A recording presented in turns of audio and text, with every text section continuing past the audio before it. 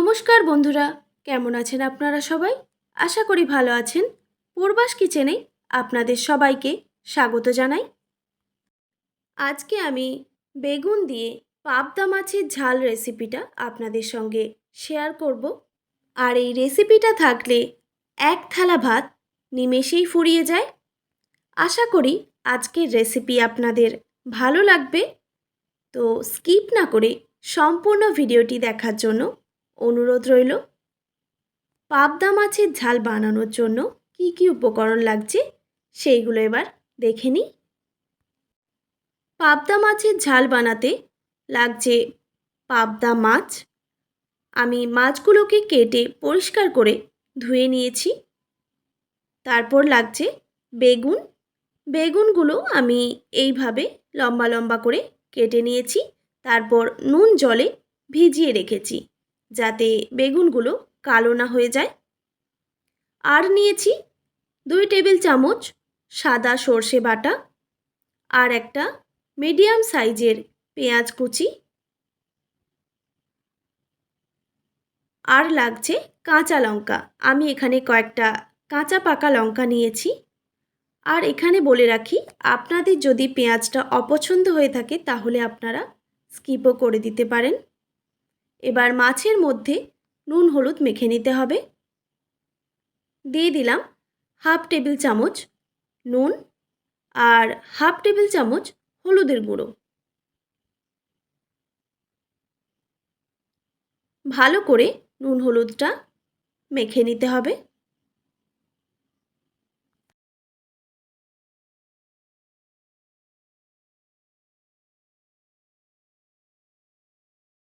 মাছে নুন হলুদ মাখা হয়ে গেছে।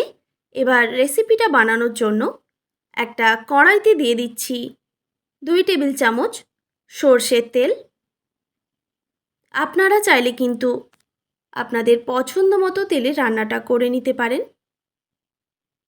তেলটা ভালো করে আমি কড়ার চারপাশে ছড়িয়ে দিচ্ছি। আমি প্রথমে বেগুনগুলো ভেজে নেব। কেটে ধুয়ে রাখা বেগুনগুলো দিয়ে দিচ্ছি।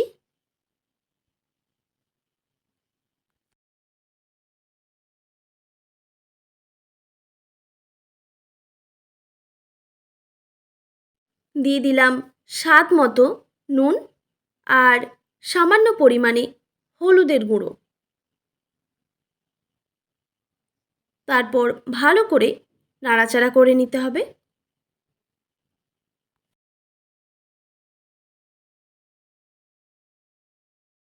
বেগুনটা যাতে ভালোভাবে সেদ্ধ হয়ে যায় সেই জন্য একটা ঢাকনা দিয়ে ঢেকে দিলাম প্রায় 1 থেকে 1.5 মিনিটের জন্য।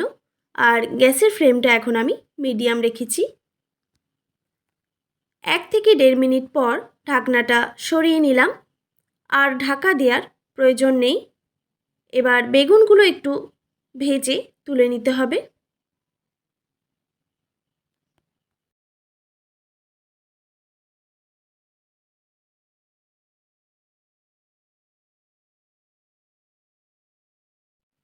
বেগুন ভাজা হয়ে গেছে। এবার একটা প্লেটে তুলে নিচ্ছি।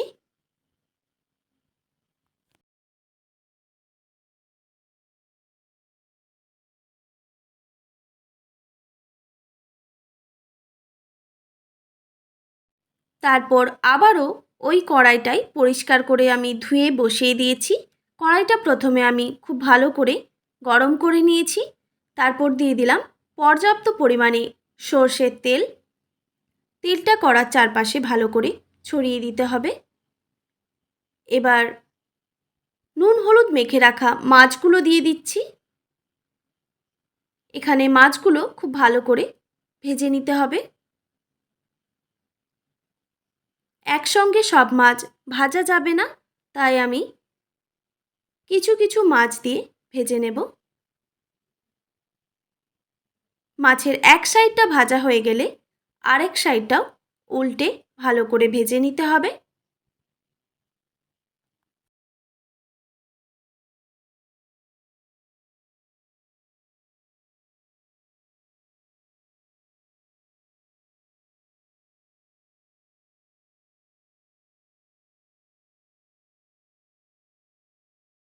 মাছগুলো ভাজা হয়ে গেছে। এবার একটা প্লেটে তুলে নিচ্ছি।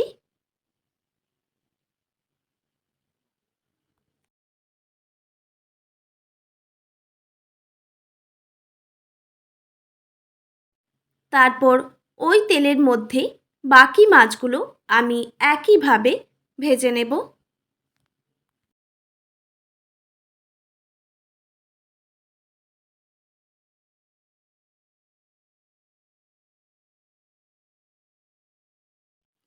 সব মাছগুলো ভাজা হয়ে গেছে। এবার কড়াইতে দিয়ে দিচ্ছি আরও কিছুটা পরিমাণ সর্ষের তেল। খুব বেশি সর্ষের তেল দেব না, খুবই সামান্যই দিয়েছি। এবার দিয়ে দিলাম পেঁয়াজ কুচি। পেঁয়াজটা খুব ভালো করে ভেজে নিতে হবে।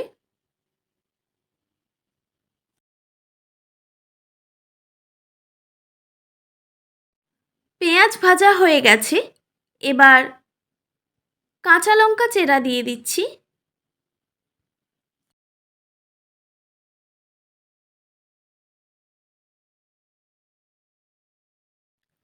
এরপর দিয়ে দিচ্ছি সর্ষে বাটা।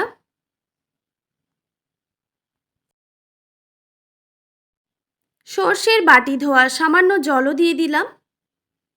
এবার এখানে আমি কিছু গুঁড়ো মশলা অ্যাড করব। দিয়ে দিচ্ছি হাফ টিস্পুন হলুদ গুঁড়ো, আর দিয়ে দিলাম হাফ টিস্পুন শুকনো লঙ্কার গুঁড়ো। ঝালটা আপনারা অবশ্যই কম বেশি করে নেবেন। আর দিয়ে দিলাম স্বাদ মতো নুন। এবার সব মশলাগুলো ভালো করে কষিয়ে নিতে হবে।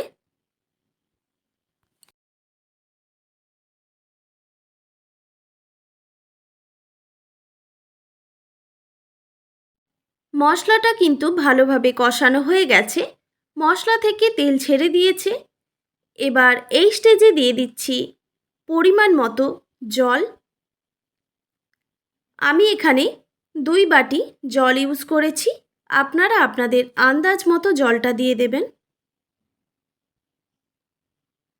এবার জলটা ফোটা পর্যন্ত অপেক্ষা করতে হবে।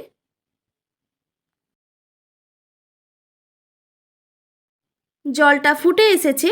এইভাবে আরও কিছুক্ষণ জলটা ফুটিয়ে নেব। তারপর ভেজে রাখা বেগুন দিয়ে দিচ্ছি। বেগুনটা দেওয়ার পর আরও কিছুক্ষণ আমি জলের সঙ্গে ফুটিয়ে নেব।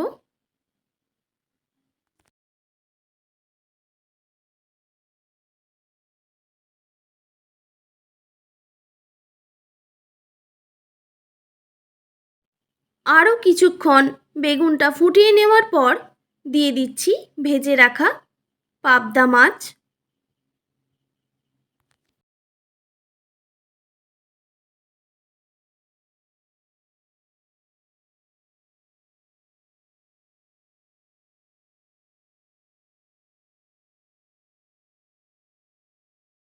মাছগুলো দেওয়ার পর আরও কিছুক্ষণ ফুটিয়ে নামিয়ে নিলেই রেডি গরম গরম বেগুন দিয়ে পাবদা মাছের ঝাল, আর সাথে গরম গরম ভাত। আশা করি আজকের রেসিপি আপনাদের ভালো লেগেছে। আর ভালো লেগে থাকলে অবশ্যই একটি like, comment, share and subscribe করে আমার পাশে থাকার অনুরোধ রইল।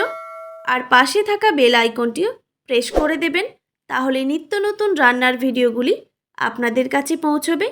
ভালো থাকবেন, সুস্থ থাকবেন। দেখা হচ্ছে নতুন কোনো রেসিপি নিয়ে। আজকের মতো এইটুকুই। আর আপনাদের সবাইকে অনেক ধন্যবাদ।